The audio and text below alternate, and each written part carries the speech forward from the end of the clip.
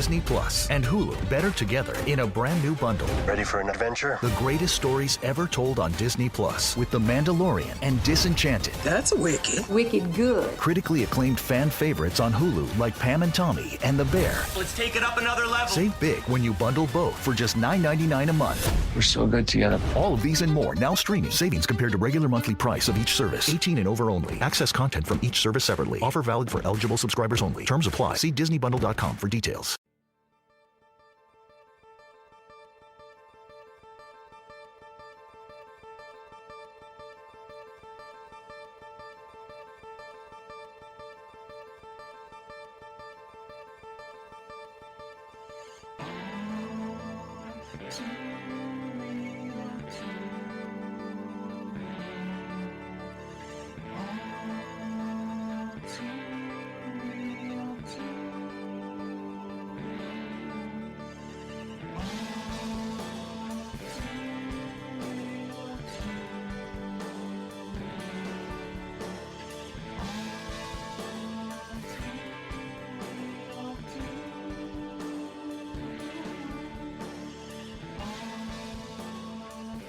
Okay, everybody, welcome to the latest episode of All Too Real 2. My name is Michael E. Cullen II, and with me, as always, is... Sesame, mango, and carda. Mango. Yeah. So what brings upon that name? Because I came up with a pun called Bingo Mango, and then I just liked it, so I kept it. Remember that character Mango on Saturday Night Live that Chris Kattan used to do? Mm-hmm. Vaguely. Yeah. I do too, vaguely. It's just when you said mango, all of a sudden that popped in my head. What was his thing? I don't remember much. I'm trying to remember. I think he was like a androgynous, like stripper type character or something, or dancer. Oh, yeah. Okay, I think I sort of remember. Yeah, I'm trying to remember. Interesting. But yeah, I like the name Mango. And I like fruit mango. So I decided to change my name to Sesame, Mango, and Carda, which I don't think sesame seeds would go well on a mango personally, but I don't know. We'll see. Should try it. Maybe. I mean, how did they get the sesame seeds to stick to the bun? I still don't know. I'm thinking some kind of like oil that sticks, maybe, or some kind of glaze. I don't really know. And that's a joke I stole from Mitch Hedberg. Oh, okay. Who coincidentally, in a nice segue, guest starred on an episode or two of that '70s show before he passed away. Oh yeah, that's right. And he worked at the Hub, the little hangout that the kids all went to. Yeah. And with that in mind, we are talking today about the new Netflix 10-episode first season of the sequel series to that 70s show entitled That 90s Show. So we are in this follow-up here. It's like 15 years later after the end of that 70s show. And we're following the adventures of Leia Forman, the teenage daughter of Eric and Donna from the original series, and her hanging out down the street, the same old thing she did last week. Hey. Well, wait, no. Hey. In the basement of the Forman's house, spending the summer with her grandparents, Red and Kitty Forman, and in Point Place, Wisconsin. Yeah, in the same house that all the adventures from the original series took place. And we meet a new group of kids that she becomes friends with, and they all hang out in the basement, and insanity ensues. Right? I mean, I wouldn't say insanity, I know. but But they hang out and they smoke pods, which I'll get into that whole thing in a minute. But yeah, because that pot had to have been at least 20 years old. And okay, so yeah. I'm not sure if it lasts that long, but I guess it doesn't really go bad per se. It might lose some of its potency. From true, but it might like, burn your lungs being so dry too. But that's okay because you can wash it down with some Raisin Bran. Well, yeah, I guess that also might make you cough, but now you got two things, scratching your throat. So I don't know, and yes, didn't think that through, but so they call it cat scratch fever, my friend. That's the reason why. No, it's not what they call it, but I don't think that's what Ted Nugent meant. But the Nuge, the Nuge. Yes. I love that guy. Great American. I love him so much. I love Ted Nugent. I love him. I believe you too. You know how I'm saying love. I love him. Anyway, why don't you marry him? I love him just like the buffalo he kills. Oh wait, what? Yeah. The day Ted Nugent killed all the animals. The day Ted Nugent killed all the animals. He did it so he could bond with his male friends. He did it so they could broadcast it on ESPN. Wally Pleasant. Yes, Wally Pleasant. Yes. One of the good things about this show is that there was no Ted Nugent music feature, which of course is 90s, so probably wouldn't make sense. But yeah, he wasn't really that popular then. There were some Ted Nugent in the original that every time I cringe a little bit, like, yeah, it's okay.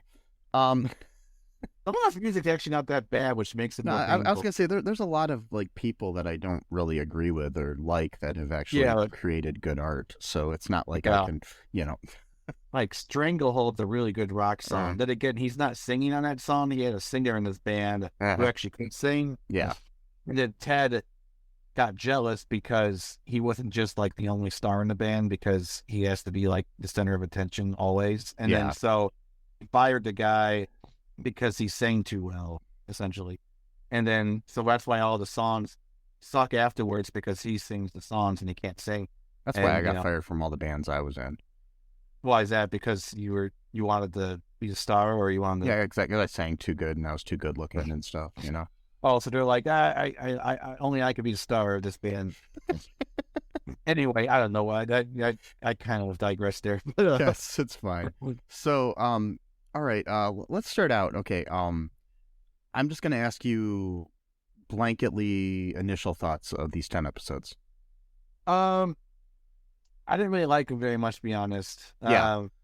I wasn't a huge fan of it. I didn't read any reviews beforehand. I didn't let my opinion be swayed at all from anyone else's thoughts about it or it being too woke or which I didn't.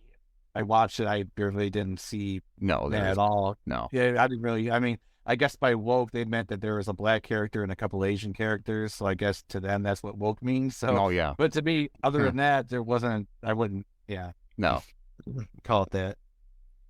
Yeah, I mean, I liked it. So, my main thing with it is I don't. I mean, obviously it's not as good as the original, but the problem with it is that people. Not saying you, because, you probably have different reasons for not liking it, view the original through, nostalgic, rose-colored glasses. And it's, like, the original show, I rewatched some of the episodes, and it's not really better than this. It's decent, but, I mean, it's not like lights and bounds better, Or leaps and bounds. I don't know what lights and bounds are, but we'll go.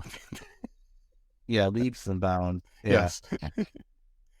I was trying to say light years better or something. Light years, yeah, light years. I mean, yeah, I don't know because I was never like a huge fan of that 70s show. I don't know if I ever watched like a whole season of it. I would just kind of, check out a few episodes here and there, and then kind of forget about it, and then kind of up later.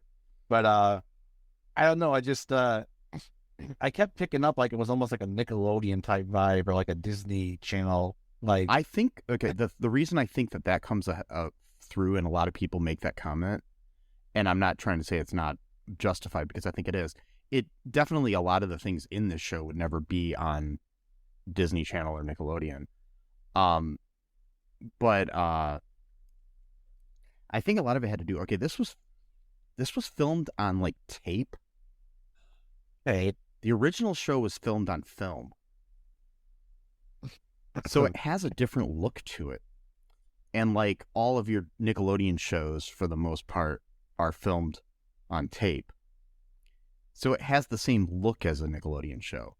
yeah, but it like, also, I mean, has the same look as like a '90s sitcom, like a Full House or a Boy Meets World or something like that too. yeah, like the yeah, brightness. It seemed like too bright for me for that kind of show. I think they should have used like different types of cameras. Obviously, they don't film things on film anymore, but you have a film look camera, like a Red camera or a Blackmagic, or different things like that. But this was filmed like with standard, like basically like the same type of cameras you use for your like local news or something, you know?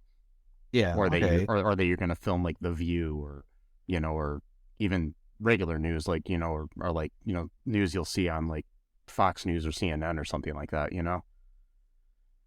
But it's the look bothered me.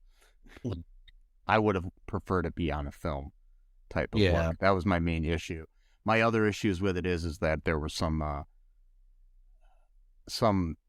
major issues with some of their products in the background. Like there was particularly a Pringles can, which was a modern Pringles can with the latest logo that just came out a couple years ago. Oh wow. And they've gone through like 2 or 3 different logos since 1995. Yeah. So it's not that hard. I mean, they did get a lot of things right. Like, I mean, the Coke cans that they're drinking out of all the time are completely, look like the Coke cans from 1995 specifically. So yeah. And some other things here and there, like with their products. But there were things like here, like there was like some like Twinkies in the background of one of the scenes that were obviously newer Twinkies. Things that most people probably might not notice, but the Pringles can specifically is the one that bothered me.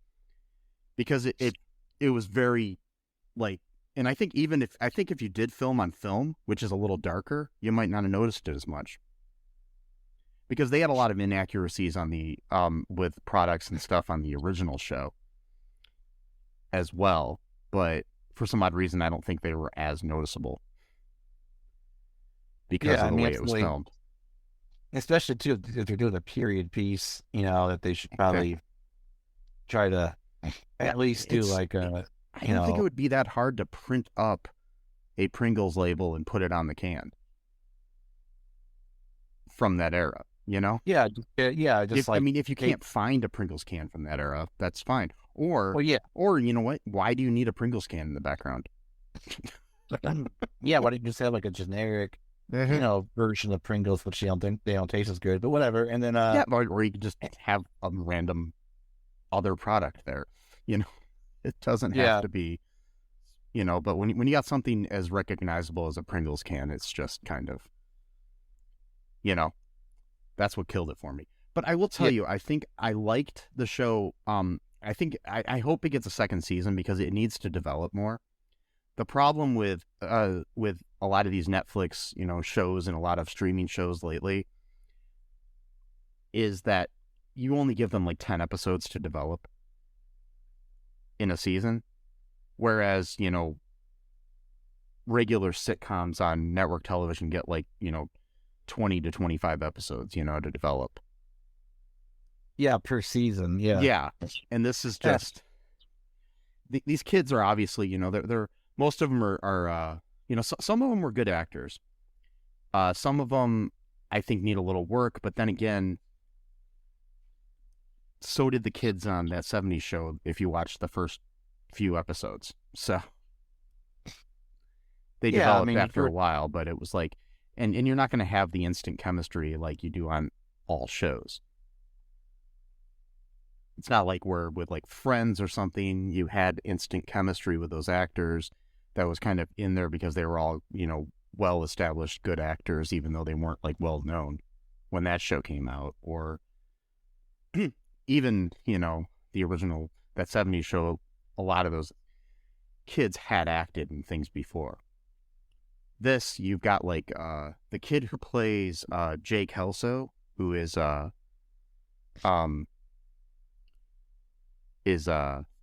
Jackie and Michael's son. He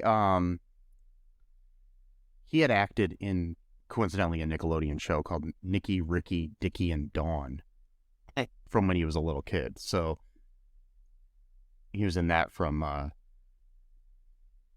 2014 to 2018. So, it's like he seemed to be able to like act pretty well, but then you got other kids around him that aren't acting quite as well. I think the girl that plays Leia was pretty good. Her name is Callie Haverda. She's pretty good. The guy that played Jay Kelso is Mace Coronel. This show was developed and written, because that's a lot of other people are like, oh, this was just people trying to cash in on the history of these people that made the show before. It's developed, and a lot is written by the same creators of the original show with some new people brought in. Oh. So, and I think the direction was a little off here. The director of the original show was David Schreiner, who directed 2 seasons of Boy Meets World as well. Of that 70s show. He directed almost all the episodes of that 70s show. And he gave it an interesting feel, like it was like cohesive feel. This did have one director directing most of them, and then the last 2 episodes were directed by Laura Prepon, who played Donna in the original series. She directed 2 of the 10 episodes. And the rest were directed by this director named Gal Mancuso, who has a long history of lots of things that they've directed, and starting way back in 1984, done a lot of television shows like Just the 10 of Us, Major Dad, Herman's Head, The Nanny, The Single Guy, 2 Guys, a Girl, and a Pizza Place, Becker, Yes Dear. I'm just reading off, but there's like so many that Gal has directed. The Middle, Community, directed an episode and was also a co-executive producer of Community. So, not like it's a bad director, but I don't know, it just doesn't feel like there's a whole cohesive feel to the show yet. But like I said, it's only 10 episodes. So, I know you didn't care for it too much, but what were like the standout things you actually did like, of anything? There really wasn't much that stood out. There was like a few chuckles here and there that I thought was, okay, like some one-liners from Red or something like that, or yeah, there's a few things I can't really remember exactly. There was one line in particular that I liked, but I can't remember if it was Kitty said something or if it was one of the kids. I don't remember. But I don't know. I really just didn't like it. It felt, to me, it felt like, it's hard to explain. Like, it's like it had like a Nickelodeon feel, but like some of the humor was even raunchier than it was in that 70s show, but it was delivered in such a way that it like felt like a kid's show at the same time. So it was like really creepy in an all other way. Like where it was like, yeah, it was like, wait, they're saying dirtier things they did on that 70s show, but it looks like a kid's show. So it's like, it's funny too, because like all of these kids are teenagers. Whereas like in the original show, some of the kids were adults. Famously, like Mila Kunis was only 14 when she started the show, but like some of them were at least 18, you know, and so having older people play younger people is not always a good thing, but sometimes it has a better feeling to it. You know, you don't feel as creepy as this show. I mean, and like I said, I like the show, so don't get me wrong. Yeah. I mean, I'm trying to remember, there was a line, damn it, it was, it may have been when, it wasn't really a line, it was like, Leia, by the way, her full name is Leia Tatooine. No, it's not. Forman. What's that? Oh. No, it's Anne. Oh, okay. I thought you said Tatooine. Oh, he did. Oh. But then Donna corrected him and says her middle name's Anne. Oh, okay. Yeah.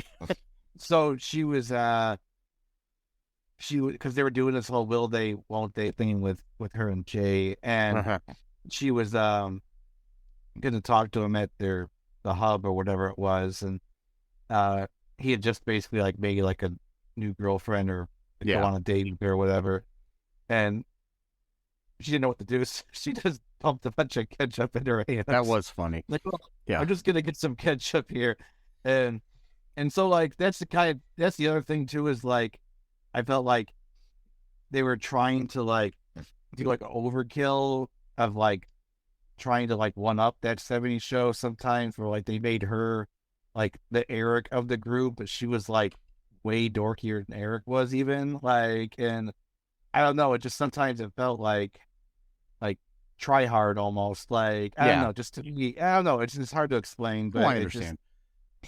I actually really, I thought she was doing a good job, and she was actually mimicking a lot of Eric, but a lot of Donna as well.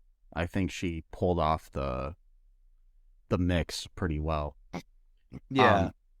And there was and I mean the problem with it is a lot of people say that they were trying to recreate the same group of kids, but I don't think they are, because there are similarities, but there's not exact similarities. There's not like a 1-for-1. Like, you know, obviously Leia is pretty much like Eric, but it's hard to, I don't know, there isn't necessarily, I mean, I guess Ozzy's kind of Fez-like, but... Yeah, a little bit. Yeah. It's not, yeah.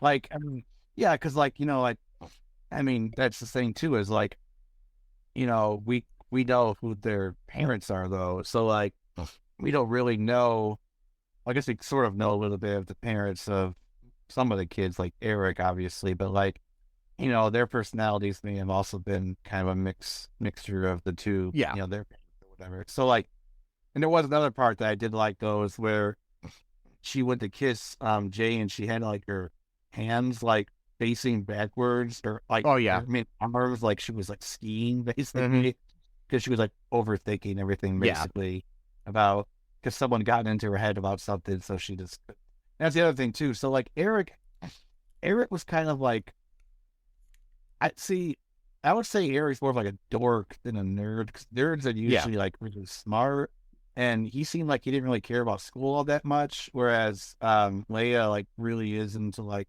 school, getting good grades and that kind of thing. So like there is like a little bit of difference there, which plus the obvious, like both it being 20 years, not 20 years, but like 15 years later from the end of that, and like 20 years basically from the beginning of the other show, to it being a female perspective as opposed to a male perspective, which is probably why it's all woke. Well, because I listened to a review just a little bit ago, and again, that was after I had already watched the show and didn't have anyone else's opinions to kind of push it on my, and I did come up with a Nickelodeon thing on my own, actually. That was not from any you, that was my own. Like I said it like 3 times or so to myself, and he was like, oh, you know, like Netflix shows, like they got the obligatory black character, the obligatory gay character, and the obligatory female character, and it's like, are they obligatory, or like, so what you're saying, by definition, what you're saying is that those people shouldn't be in shows, because whenever they are, they're quote just, we just throw them in there because we have to. Yeah, oh, gee, they must feel so welcome. Like, you know, it's like when you were, if you were to randomly throw them into an already established group of people, they might have an argument. But when you just are starting out a show and these are the people you're being introduced to, you're not doing anything obligatory, in my opinion, because you're creating it yourself. You know what I mean? It's not like, you know, it just happens to be who the people are. Yeah, it's like a lot of people are online. It's like, there's no way these group of people would all hang out together when, you know, in the 90s. 95, yeah. I was in high school in 95, and maybe it's because I was part of a more diverse group of people just in general, because I was part of like the drama club and stuff, and that was kind of my main crew. But I hung out with gay people, I hung out with, you know, black people, I hung out with people of all walks of life. You know, it wasn't like and I mean, even outside of my friend group, I had, you know, Asian friends and black friends and, you know, different walks of life, you know, Jewish friends, everything. And this was at a Catholic high school. So it's like, you know. Yeah, I mean, this, again, like I was talking to someone about this earlier too, and it's like, people have like short memories about stuff. So they're like, you know, because they're like, oh, well, we have to make everything woke now or whatever. Then like you'll watch like a movie from like the 80s or something like that, and like they'll be literally bringing up like the same exact point. Like one of the characters will be like bringing up the same exact point that you'll see now, you know, being brought up maybe more so now in current TV or movies. But it wasn't like these things were just never spoken about until like 2 years ago or something like that. Like all of a sudden the woke school came and hired all these actors and had this huge agenda to brainwash your children through Netflix, or, you know, like, you know who's really brainwashing your children? Andrew Tate. Might want to look into that, actually. Yeah. Because there's a lot of boys who are really, when I say boys, I mean boys. Yeah. People younger than the characters on this show. 12 and 13-year-old boys are worshiping this dude who rags about like human trafficking, and like this. So like, you want to talk about brainwashing, that's far more harmful than like, you know, some woke characters. Okay, fine. Yeah. Sometimes I do think it feels forced and it is a little cringeworthy. I'll admit that. I'm not gonna say, oh, it's always great. You gotta shoehorn a trans person into this show, and you have to do it. You know, sometimes it does feel a little bit, you know, like there are some times where I feel like it's shoehorned in. Like, I mean, I loved the Supergirl TV show, but when all of a sudden the show jumped from CBS to CW, and they decided to make Alex gay. Yeah, it was like there was no mention of it whatsoever in the first season, but there was also no mention of her dating men either. So I guess it didn't really matter, but that was one of the few instances where I'm like, really? Like, and it wasn't like I had anything against it. It was okay. Story-wise, it ended up bringing up some good stories, but it was still like, I felt like they could have just introduced a new character at that point. And I know that that's an argument that people have sometimes when there's like, you know, color switching or whatever of a character, you know, but still. Yeah, I mean, it's like, I don't know, sometimes it feels like pandering and almost like disrespectful in a sense too, of like, all right, you happy? We threw on one of yours into our show. Like, it's almost like a dismissive, like, all right, that shut you up, right? You know? Yeah. Like, it's like, no, it's like, you know, you should actually, like, take care to develop a character, you know, who is that way, and to make him into, like, an actual, which I'm not saying that Alex was not a good character. No. She was. I just mean, like, sometimes I do feel that, like, basically, like, corporate wokeism is just like, it's all it is. It's just, they're just there to sell products. They're like, oh, gay people, all right, cool. We'll slap this in here, and that'll make those are the type of things when whatever's selling they'll throw in there. It doesn't matter. It's like, oh, rap is cool now. You know, back in the 90s, it's like, let's have one of our characters rap. You know, sort of thing. You know, it's not like they care about something culturally. It's more like, what can we make money off of? And that's the thing. That's what capitalists really care. Like, capitalists do not care about like values or anything like that. They really, like, they'll just go and make some money, because that's really all they care about. I know that people get mad sometimes when they're like, "Oh, they're going woke," or it's like, dude, that's what sells. They they know what's gonna sell, so they're gonna do it. Like I mean, yeah, you could stay on your principles and make less money, I guess, but they don't want to do that. They want to make more money. No, that's why they're capitalists. But anyway, so yeah. I mean, yeah, there was a few good things now that I've kind of, because I watched like all 10 episodes within like a 3-day time span, so it's all kind of blending in a little bit. But Yeah. I mean, there were a few things like the awkward moments of Leia, like with her arms being stretched out and all the ketchup. I mean, the ketchup thing was pretty funny. I like that. And, but like the thing I didn't really like too much was like shoehorning in the old characters. And like, oh, remember Fez? Oh, remember Michael? And it was like just okay. Like, my thing is I didn't mind the Fez one as much as I minded the Jackie and Michael one that just kind of came out of nowhere. There should have been a little build up, but they threw that. They shouldn't, in my opinion. Maybe it was just, filming like time wise or whatever. They should have been in a different episode than Donna and Eric were. Or maybe if you were going to have them there, have them share scenes together. Yeah, that's the other thing too, is like they were always separate from each other. Like, yeah. And then I mean, the main thing is it's like Topher Grace said he could only do one episode because he was at the same time filming his own TV series. So yeah. What's that one called? I like that one. Home Economics or something. Yeah, I like that one. I have yet to see it. Is it good? It's pretty decent. I mean, it's it's like a standard sitcom. It's not like deep or anything, but it's I think it's all right. Okay, cool. I'll have to check that out. I like Topher Grace anyways, but yeah, me too. That's the thing is you see the first episode too, and you have these scenes. I mean, the first episode though, I will tell you was campy and cheesy as fuck. Oh God, yeah. There were some good moments in it, but there were some really good moments from Topher though. His comic timing is just unparalleled and very underrated in my opinion. Yeah. But they did make him over the top with the whole, teaching the religion of Star Wars and going to space camp thing. It's like, okay, one or the other if you're going to do that.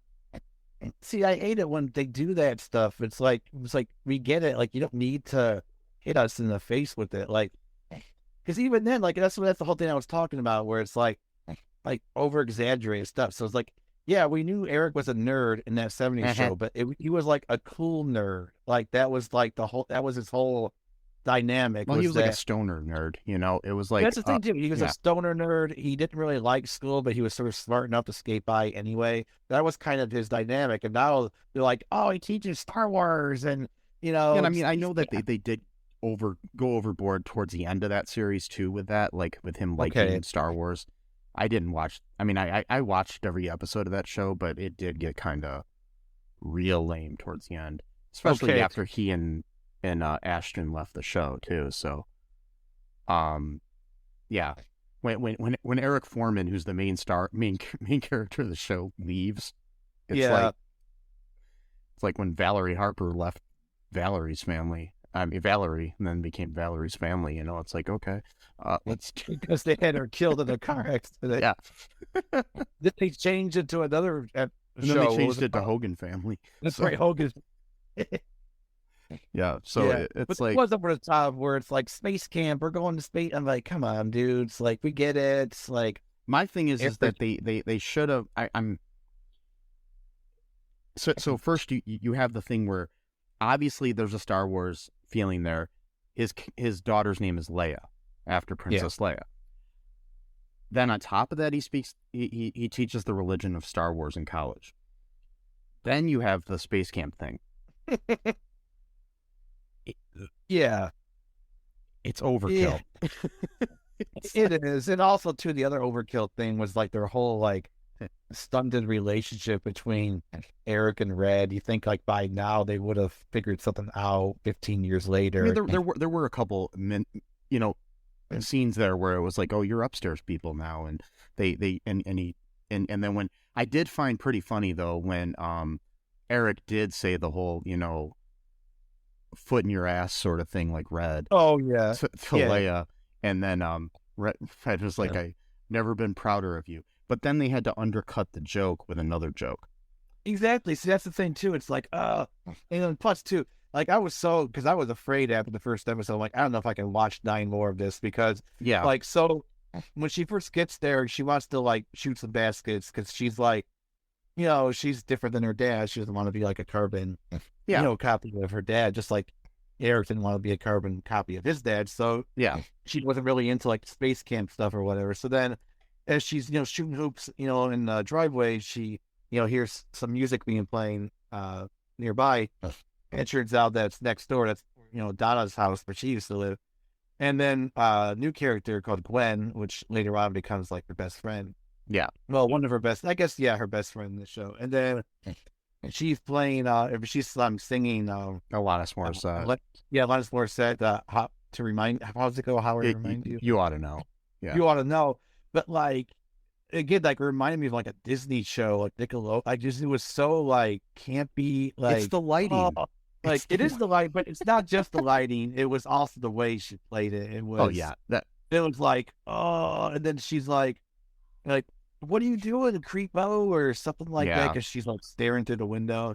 And then I did like this line. I think she could have delivered it better, but I did like the line where it's like, "Oh, I was just standing outside your window, thinking of what it would like to be you." It's like, whoa. Yeah, that was kind of creepy, but it's like a stalker line. So there were some good lines too that were just not delivered very well. Which again, first episode, I can't really blame her. She's probably only like 14 years old or something. So most of the kids, like, I don't know how old she is, but I think she's like right around the age of the character she's playing. She's like 14 or 15 at the time. Yeah, and, I mean, so you even got like the kid who plays Ozzy, Rain Doy. He's only 13. Oh, really? Okay. Yeah, he was. He still is. I think even after the show premiered. So he might have even been 12 when they filmed it. So. Oh wow, he looks older than that. Yeah, a little bit older. Yeah. So I mean, like there were some even like the lines that were not delivered well. There's like some other stuff too. Like I wasn't really into like the whole Gwen's mom is sort of like the Bob character, kind of like she seemed like a mix of the Bob character and Lori from the original series. Like Lori? Yeah, what Lori, the daughter, and the sister. Yeah, who obviously couldn't reprise her role because the original actress died. They did recast the role on the show, not after because she died years later. But the original actress was actually from Sylvania, Ohio. So really? Yeah. And of course the person people made of her from Toledo, and Bonnie Turner. One of the co-creators of the show, her and her husband Terry Turner and Mark Brazil created the show, and they named the town Point Place after the harbor part of Toledo. I mean that's like our home turf, so we we know a lot about these things. I didn't know that she was from Sylvania, though. It's pretty cool. There's not a lot of actors from Sylvania, unfortunately. There's a few, but I don't know if she was born in Sylvania, but I know she went to high school in Sylvania. I can't remember if it was Northview or Southview, but she went to one of them. So yeah. And so Gwen becomes like her new best friend, essentially, and they form a quick bond, and then we're pretty much introduced to most of the other characters, right? Because her brother from a different marriage, different dads, because she's like, part black and he's white, so they have different dads, and then he's trying to shave his chest and doesn't like this quote vagina music, which why would you need to not hear music while you're shaving your chest? Like I don't get that. He can only concentrate on one thing at once. Yeah, I don't know. No, but they just needed the joke, but still, and that character is Nate, who is played by Maxwell A.C. Donovan. Yeah, and I liked him. He grew on me. Like the first episode, I thought he was stupid, but I think he's a good actor. Well, he was, he was like kind of like, I know they're gonna say woke, but he was kind of a stereotype breaker, because he was like, football dude and stuff, but he was also very sensitive and emotional. He was not afraid to show affection to his, best male friend, stuff you don't really, of course, they'll probably say nobody in the 90s would act that way. It's like, no, I don't know about that, but okay. No, and then I did. That's the other thing too, like people. Well, not somebody who plays football. Yeah. Nobody who plays football and tackles other guys would ever be gay. It's like, which I'm not saying his character was gay. It's not, but it's like these weird stereotypes people have, like real men tackle each other, hug each other, and slam each other to the ground, and masculine, and it's like they look at each other's muscles and take showers together. That's what real men do, not these feminists. Like, what? Aren't you describing like a beginning of a? They watch 300 in the WWE. Yeah. And so I like he was a little goofy, but I like. Yeah, he grew on me, is what I'm saying. Like, I think its character as a person. Yeah. Yeah, the character grew on me, and I think his acting was pretty good after a while. Like, it started out. Plus, after seeing interviews with the guy, he's nothing like his character, so it was like interesting to see that. He was acting. He wasn't like just delivering the lines. But they do need time to develop all these actors. The one that really needs time to develop, and she was good in certain things, was Sam Morelos as Nikki, Nate's girlfriend. Yeah. I just don't think they gave her enough to do in this show. She was kind of like a supporting character. Yeah. I liked her, but she didn't. She was sort of like. It did have like one episode where she was kind of like the main person or one of the main people, but it was mainly the Gwen, Leia, and Nate show, and Jay basically, and then like Ozzy was kind of sort of a background character as well. But not really. And he was kind of like in certain ways people say he was like the Fez, and it wasn't. It was basically that, but he was very much the stereotypical hiding my feelings because I can't really come out of the closet totally sort of character who was a stereotype at the time in the 90s when you had or the kind of the snappy gay guy, who had all the snarky kind of comments. Yeah, like the one-liners and stuff. Yeah. Yeah, like you're like, I don't know, like Jack from Will and Grace or something. Yeah, that kind of like quick-witted, very like almost mean for the sake of being mean, kind of. Yeah, but you realize it's just basically, if you break it down, you realize it has a lot to do with the fact that he hasn't come out to his parents and other things like that. Yeah. And that's the other woke part. He comes out to Kitty through setting up an email address for her and a computer.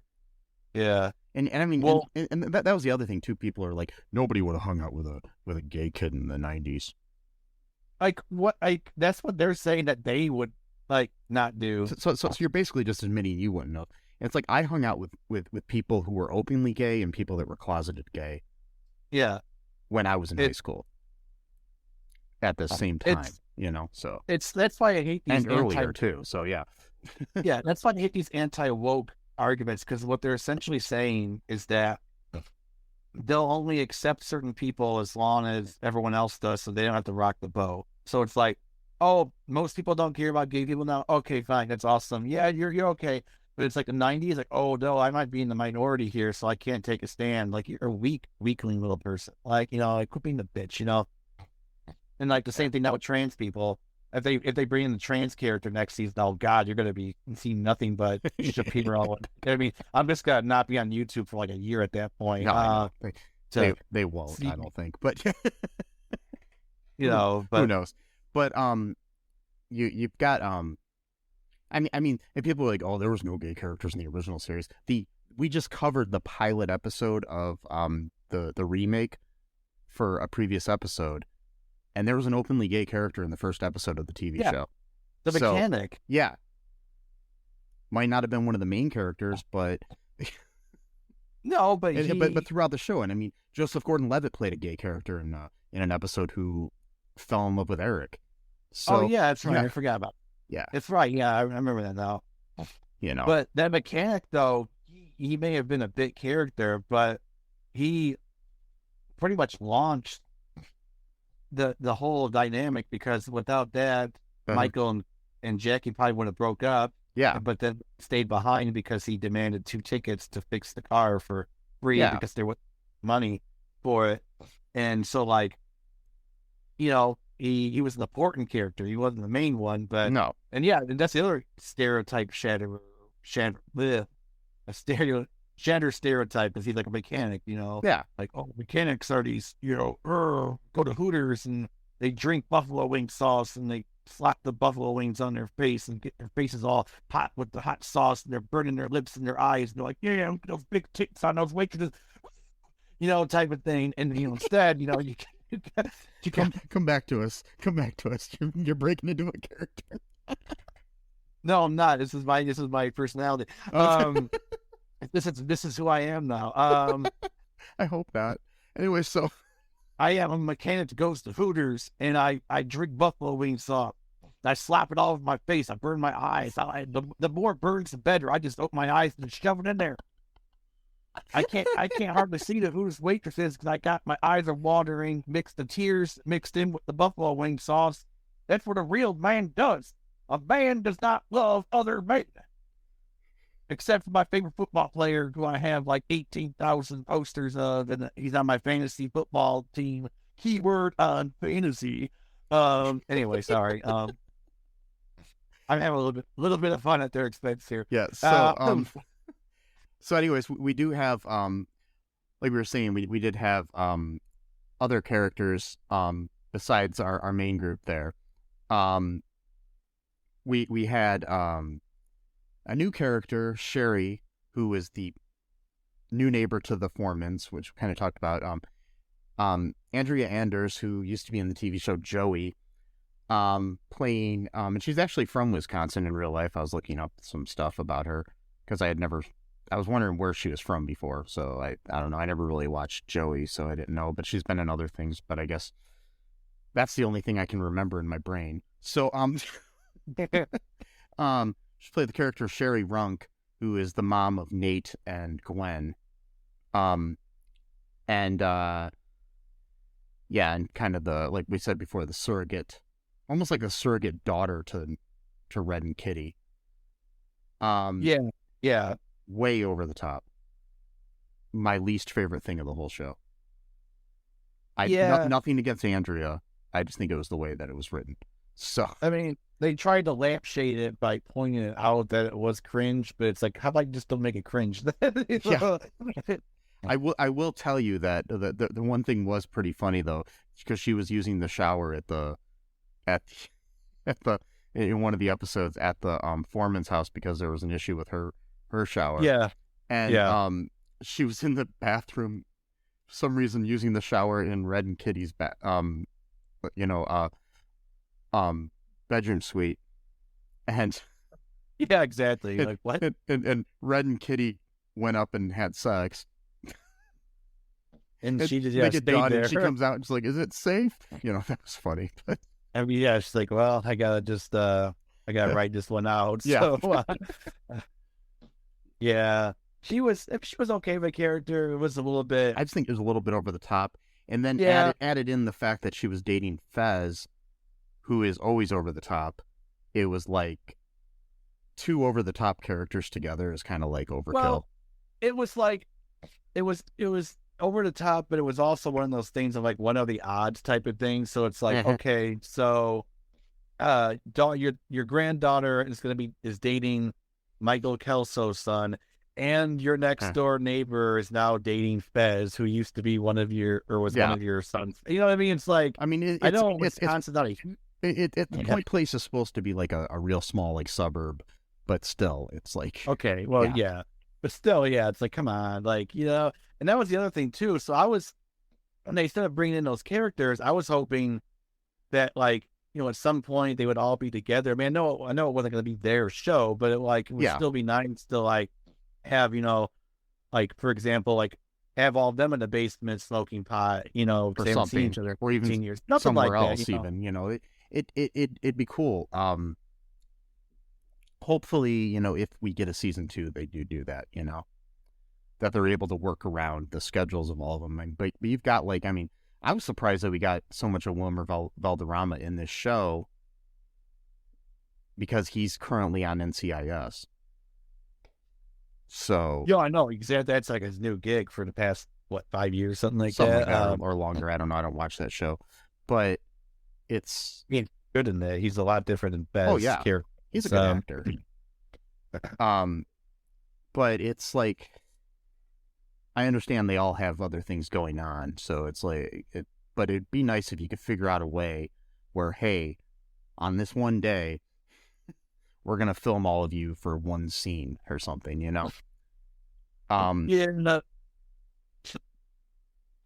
But don't overdo it either, too. So yeah, don't make it into like remember this character, remember that. Which they kind of did.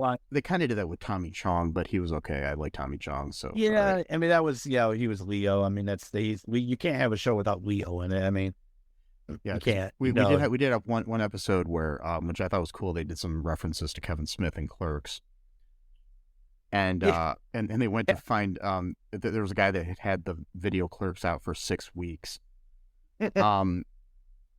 That was another thing in background stuff. Some of the movies that they had out on the shelves at that store shouldn't have been out there because they hadn't come out yet in video. But of course I'm gonna say that. But yeah, like I know it's Face Off was out. Face Off came out in 1997. Yes. But the one thing I think was funny is other two. I'll get back to the Clerks thing, but people were talking about the clothing and saying that, kids didn't dress like that in the 90s. They sure as fuck did. Yeah. All the kids I hung out with did. I found pictures and shared them on that 90s group fan page I joined of me and my friends from around that era. Especially and we were dressed like and my thing is watch a 1995 episode of Boy Meets World. All of these kids could have been hanging out with Corey and the gang. Yeah. And the dress that Leia wore reminded me of stuff from like Blossom a little bit. That's the other thing too. Watch Blossom from that era in the same kind of clothing. Yeah. Then again, we grew up in the 90s, so maybe we noticed these things more, but still. People were all like, why aren't they wearing Janko jeans? And like those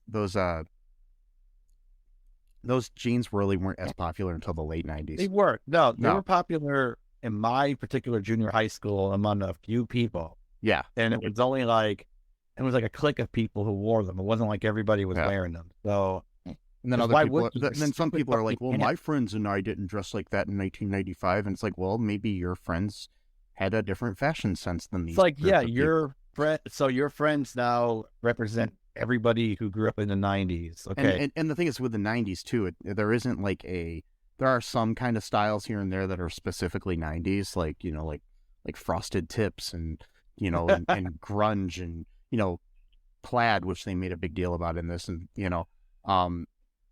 but there's not like as definitive as like the 70s as far as style goes, Yeah. And even on that 70s show, you had, Eric didn't dress like Hyde, it's like everybody had their own style. So it was like, and Kelso didn't dress like Fez, it's like everybody had their own different type of style. Yeah. But anyways, Leo had been renting Clerks for 6 weeks, so they Leia gets to see the video and then goes and they find out who had it, and it was Leo. And then they're gonna have a movie night and they're about to watch the movie. Leo had recorded on it the two lines from Leo that I liked. First off, he's talking to Kitty and Leia when they go to get the video from him, and he's like, you know what I've been watching a lot of lately? The Real World. But if that's the real world, what's all of this? I liked that line. And I also liked on his video of his audition, he's like, I've fallen off of a roller coaster 3 times. 4 times if you count the 4th time. Yeah, that was a good one. These weren't like these little ones either. They were like the big video ones. Yeah. Well, and you know, Leo. Tommy Chong's always funny, and it's funny that he was the one that had Clerks because Jay and Silent Bob were basically like Cheech and Chong in a certain way. They're in that style. Oh, they were definitely. Yeah, and then also Tommy Chong was in Jay and Silent Bob reboot, so it's like, so yeah, he's part of that world anyway. So yeah, also too the fact that Leia didn't really know anything about Clerks, she just wanted to seem cool. Yeah, and so she kept saying like, "Oh, yeah, that sexy Kevin Smith, I can't get enough of him," and they're like, "Oh, okay." Which is weird because you showed me something where people they obviously didn't consult Kevin Smith for this show. And yeah, I was trying to figure out like, what did he have something to do with the show? I was like, yeah, and nothing that was in this episode would have needed his consultation at all. You know what I mean? A vague reference to a movie he made. Like, I mean, that was all. I mean, yeah, like what else do you want? Like a cameo from him, or do you want him to write the episode? What are you looking for here? So it's like, and someone else had other things, so they didn't consult someone else that they referenced, or I don't even know what it was, and it shows or whatever. I'm like, okay, I don't understand this. For one thing, sorry, pet peeve of mine. Yeah. I get really tired when like a phrase becomes like a huge thing, everybody starts using it. So like, quote, "and it shows" has become one of those phrases that I hate now. Yeah. Because it's like everyone says it, so it's just like, or like the other one is like, "it's not a good look," or God, it's like nothing wrong with the phrases, just that everyone starts using them, and I get my least favorite for a while there was, "You had one job."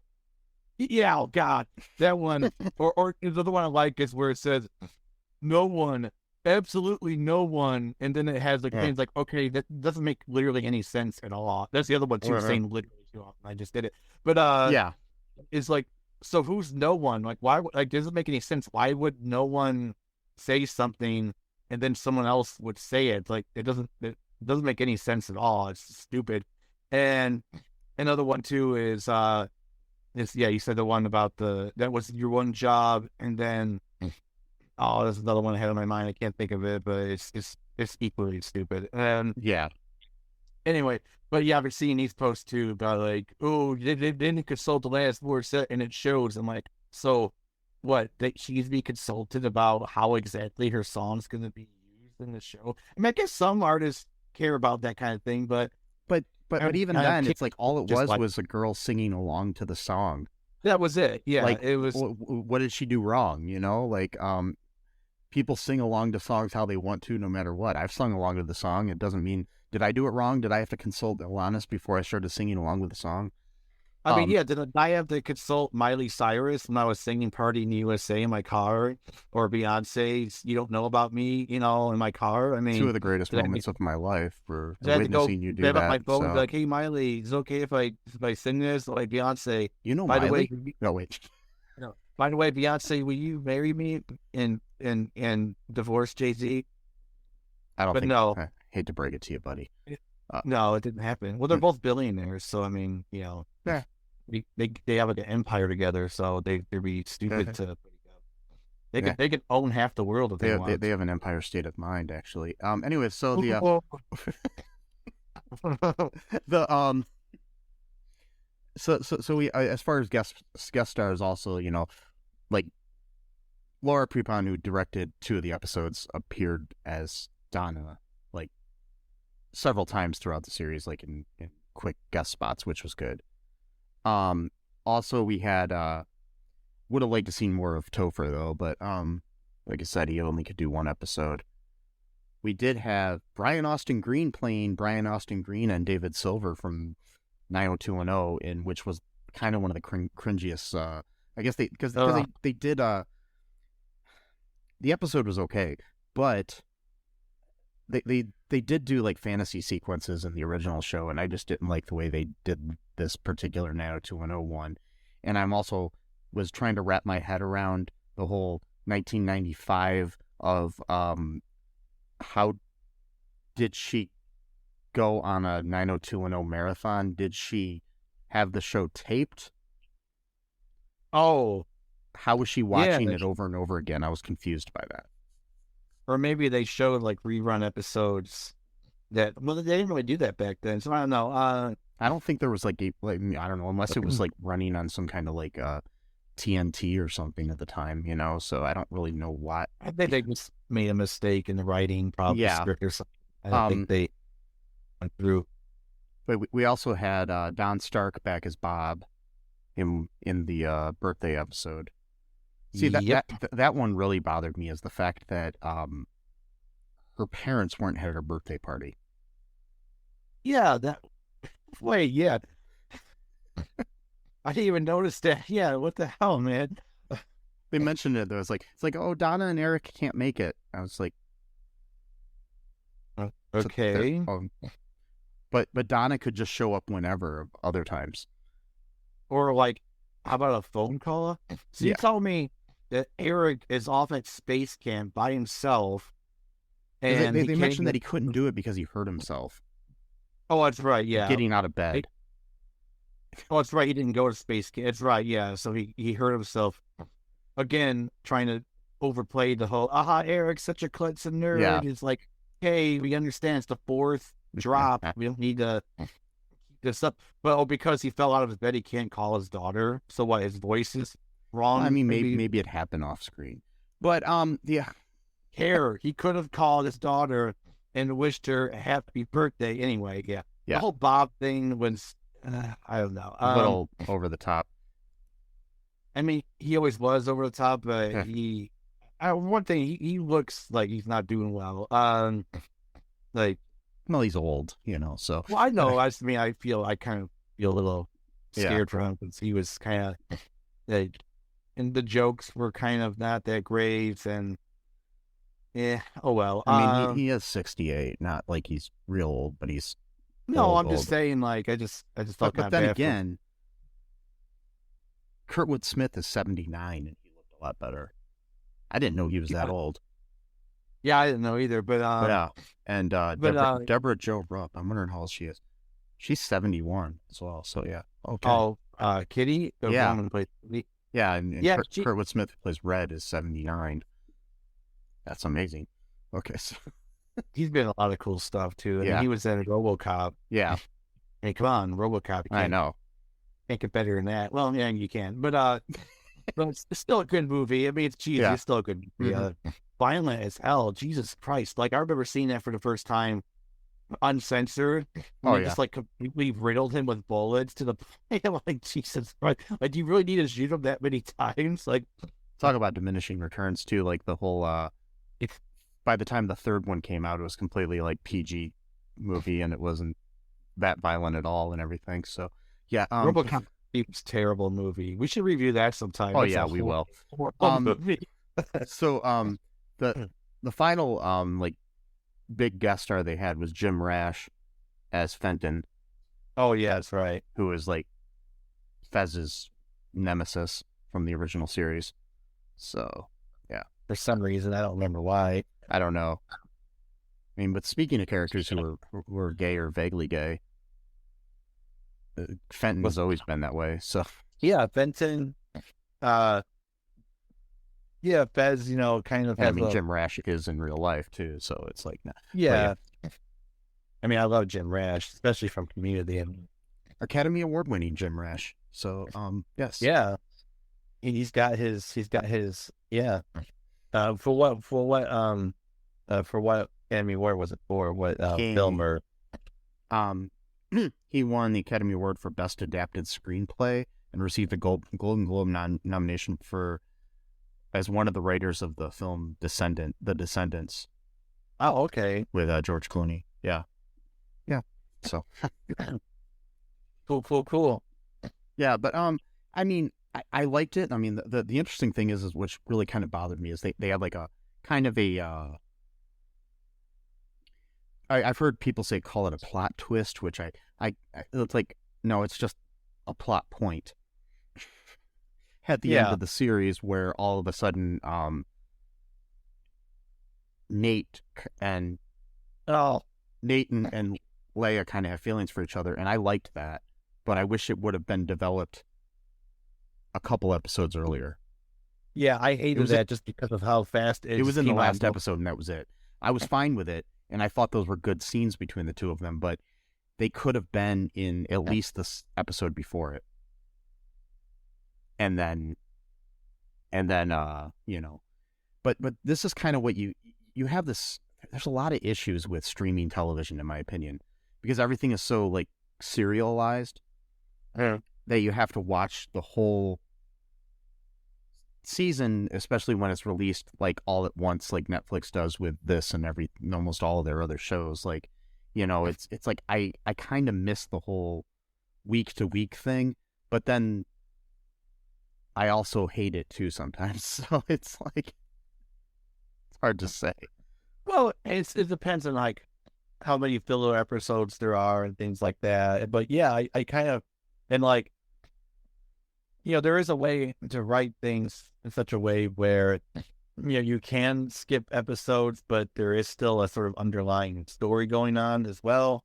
And that way you're not really missing out too much if you like miss an episode or two or whatever, you know? And, yeah. And that was the thing with like the original That 70s Show and sitcoms at that time. You could watch like one from season 1 and then one from season 3 and not really feel that lost. You know, you can't really do that with a lot of television series now.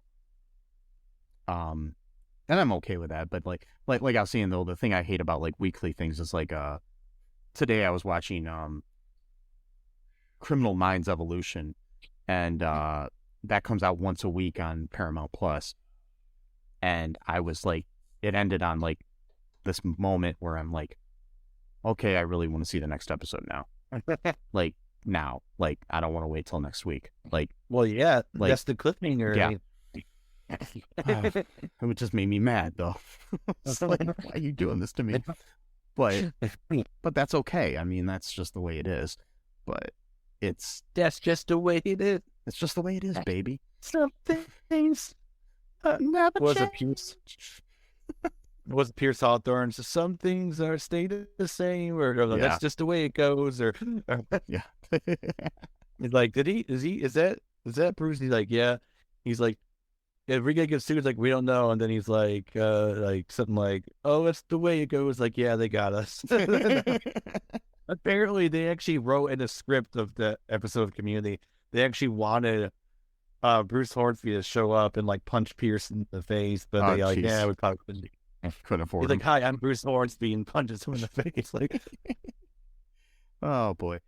Anyways, yeah, but so it ends kind of on a cliffhanger. So they better have a second season though. So because she's going back to school. You know, she's going back to school in Chicago, and we have the whole thing where we don't know what her situation with Nate or Jay is at this point.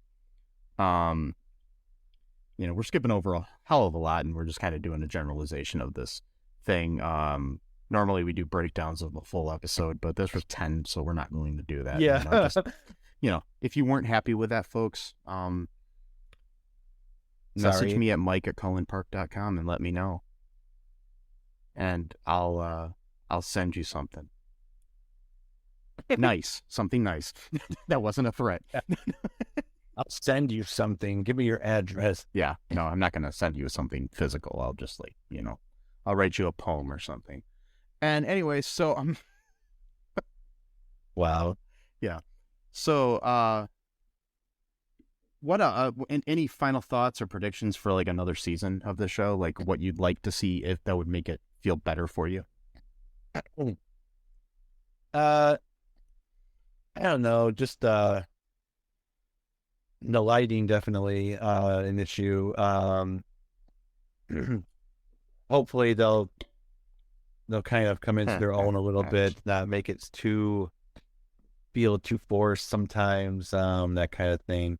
But yeah, I mean, it's got to be its own show, so it can't just be a carbon copy of that 70s show. No. But I think that, you know, I don't know. I think that it's kind of have to come into its own a little bit, and not be like so like cheesy to the point of like I don't know. That's just my take on it. Yeah, and I mean, it's like the one thing a lot of people are complaining about this show, and they also said about like Girl Meets World, the sequel series to Boy Meets World. They're like, it didn't focus enough on the original characters. What's that? It's not supposed to. It's a sequel series. Not, That's like spin-off. I mean, yeah, that's why it's called spin-off. It's supposed to spin off. And it's like would that be like complaining that Frasier didn't have Ted Danson in it enough or something? You know, what's all this Frasier show? How come he's not at the bar anymore? What's going on? Because it's not. He lives in Seattle now. I mean, like it's a long ways away from Boston. It's just stupid that people. It's funny when you read in the same thread people complaining about exact opposite things too. Like it's like, oh, these characters aren't developed enough, or the same person will say that too. They're like, the kids aren't developed enough, and there isn't enough of the original cast. Like, wait, what? Wait, yeah, it's like, so you want the original cast to eclipse the ones that you want to develop, but then they can't develop because they're being eclipsed by the original cast. Woke. I don't have any other argument. Woke. Yeah. They had 2 Asian characters. Before we had to have 1. Now we have 2. Why don't we just make the whole cast Asian and black? Okay. The weirdest thing I saw was somebody because Nikki is obviously Asian. Yeah. Or something. I'm pretty sure. But and then Gwen is mixed. I saw somebody online complain and says, I think Nikki and Gwen look like sisters and they shouldn't both be on the show. What? Yeah, so they look too much alike.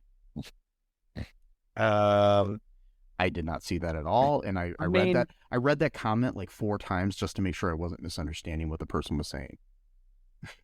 I mean, I guess the only silver lining on that is that this person, would really have a hard time being a racist because they can't tell the part. So I guess there is some good that come out of that. Because if she thinks that Gwen and Nikki look anything like each other at all, I mean, nothing about them looks similar.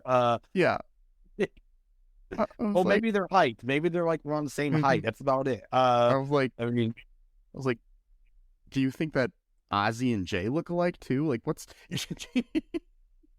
Yeah, that's your measure. Oh, they're roughly the same age and they're the same height, so they look the same. No, it's not how that works. I mean, the other thing too is that they dress completely different. Nikki and Gwen, they wear completely different styles. They looked similar when they went to glamour shots together in the one. That was because they were dressing up similar, but that was it. That was the one time, yeah.